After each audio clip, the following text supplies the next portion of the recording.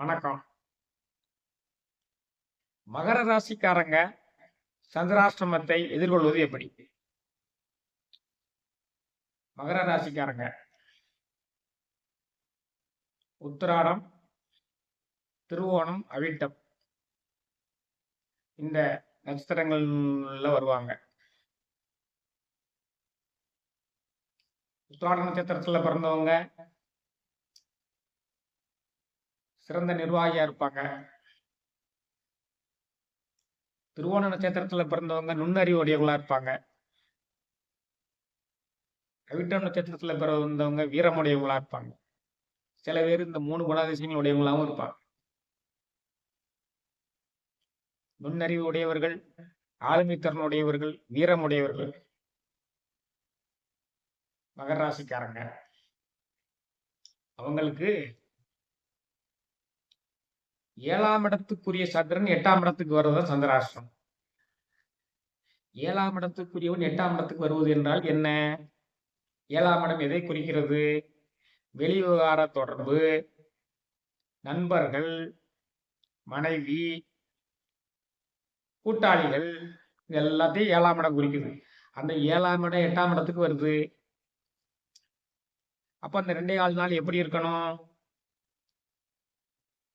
அந்த 2.25 நாள் நண்பர்களிடம் எச்சரிக்கையாக இருக்க வேண்டும். புதிய நண்பர்கள் யாரையும் அன்னைக்கு சேர்க்கக்கூடாது. அன்னைக்கு பார்ட்னர்ஷிப் ஒப்பந்தம் எதுவும் போடக்கூடாது.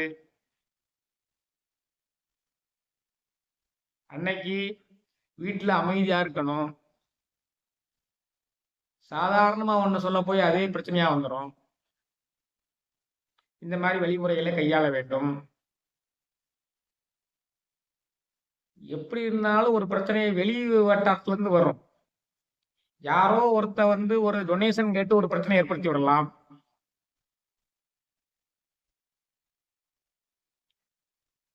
திடீர் என்று இனம் புரியாத ஒரு உடல் தொந்தரவு வாழ்க்கை துணைக்கு ஒரு மனச்சஞ்சலத்தை ஏற்படுத்தலாம். உங்களுக்கு இல்ல. கணவனாக மகர ராசிக்காரங்க கணவனா இருந்தா மனைவிக்கும், மனைவியா இருந்தா கணவனுக்கும் அந்த சந்திராஷ்டம நாள்கள்ல திடீர்னு ஒரு உடல் உபாதை வரும். நேற்று வரைக்கும் நல்லா இருந்தாங்க, திடீர்னு ஆஸ்பத்திரிக்கு போக வேண்டியதுங்கிற நிலைமை வரலாம்.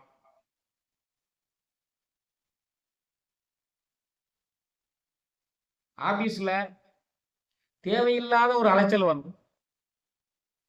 வேஸ்டா நீங்க ஒரு இடத்துக்கு போயிட்டு வாங்கன்னு சொல்லி உங்களை அனுப்பி வைப்பாங்க. சந்திராஷ்டம நாள்களை பார்த்து நீங்க கனெக்ட் பண்ணி பார்த்துருந்தீங்கன்னா தெரியும். இந்த பதிவு கேட்ட பிறகு தேவையில்லாம எத்தனை சந்திராஷ்டம நாள்கள்ல உங்களை ஆபீஸ்ல இருந்து அலக்கழிச்சிருக்காங்கன்னு உங்களுக்கு தெரியும்.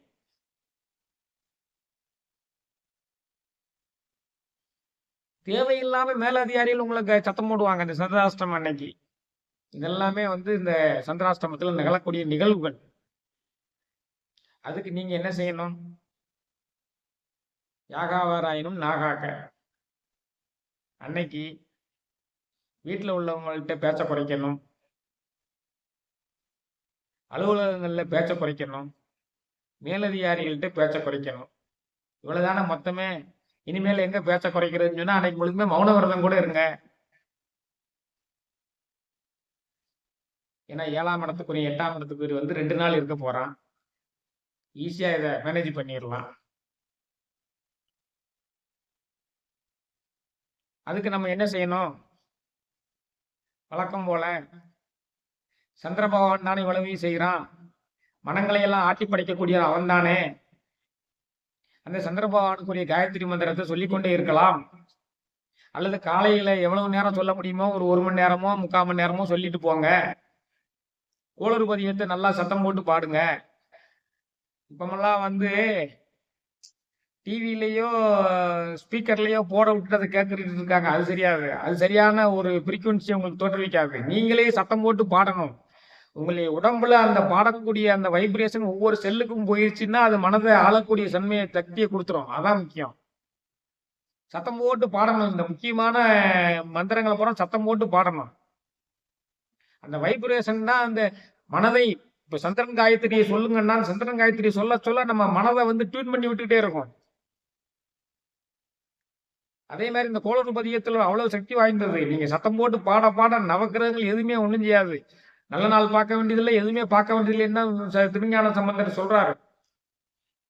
சிவன்கிட்ட சத்தியம் வாங்கியிருக்காரு.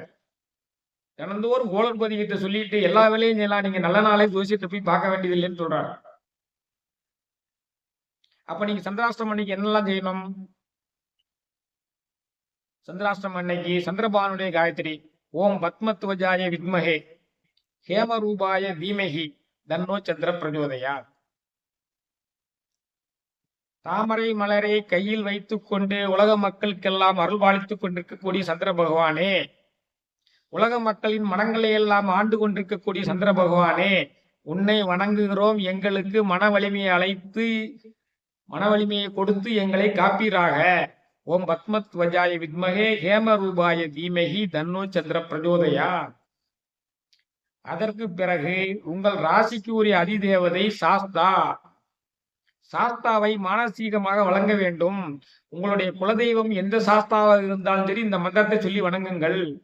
ஓம் பூதநாதாய வித்மகே பவனந்தனாய தீமகி தன்னோ சாஸ்தா பிரஜோதயா. ஓம் பூதநாதாய வித்மகே பவனந்தனாய தீமகி தன்னோ சாஸ்தா பிரஜோதயா. பூதகணங்களின் தலைவனாக இருக்கக்கூடியவனே, பூதகணங்களின் தலைவனாக இருக்கக்கூடியவனே, ஐயனார் என்ற நாமத்தை உடையவனே, சாஸ்தாவே உம்மை வணங்குகிறோம், எங்களை காத்தருள்வீராக. ஓம் பூதநாயதாய வித்மகே பவனந்தனாய தீமகி தன்னோ சாஸ்தா பிரஜோதயா. இதுதான் காவல் தெய்வங்கள், ஊருக்கு வெளியே இருக்கக்கூடியது. உங்க இந்த சந்திரனுடைய காயத்ரியை சொல்லணும், இந்த சாஸ்தாவினுடைய காயத்ரி மந்திரத்தை சொல்லணும், உங்களுடைய குலதெய்வத்தை மானசீகமாக நினைத்து வணங்கணும். உள்ளூர்லேயே உங்கள் குலதெய்வம் இருந்ததுனால் சந்திராஷ்டிரமம் 2 நாளும் போய் சாமி விட்டுட்டு எல்லா வேலையும் செஞ்சா ஒண்ணுமே வராது. சந்திராஷ்டிரமமாவது 1வது ஆயிரும்.